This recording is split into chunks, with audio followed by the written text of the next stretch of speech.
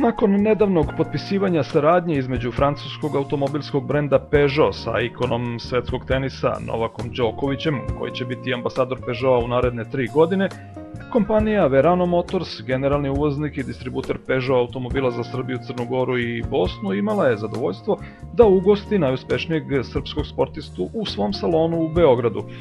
Vrhunski teniser sveta iskoristio je priliku da se samo nekoliko dana nakon povratka sa otvorenog prvenstva Australije upozna sa popularnim Peugeot modelima, a kako je trenutno u toku promocija novog modela, odabrao je upravo najnoviji Peugeot 308, finalistu ovogodišnjeg izbora za evropski automobil godine.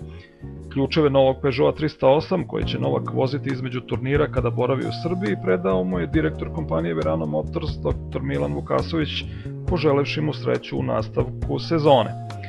Pre svega činjenica da najbolji srpski teniser zastupa osnovne vrednosti Peugeot brenda, dizajn, izvrsnost i emociju, potvrđuje da kvalitet prati prepoznate. Ponosni smo što je Novak i sam izabrao da vozi najnoviji Peugeot 308, model koji će bez sumnje obeležiti ovu godinu, a verujemo da će ovo partnerstvo pozitivno uticati na ljubitelje naših automobila, sve one koji planiraju kupovinu novog vozila ove godine kao i trendove na tržištu, izjavio je dr. Milan Vukasović.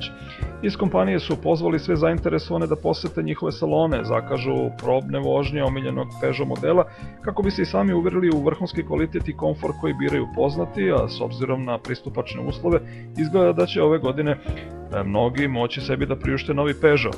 S obzirom da se iz Verano Motors salona odvezao upravo u novom Peugeotu 308, narednih dana moći ćete na ulicama Beograda sigurno lakše uočiti Novaka Đokovića.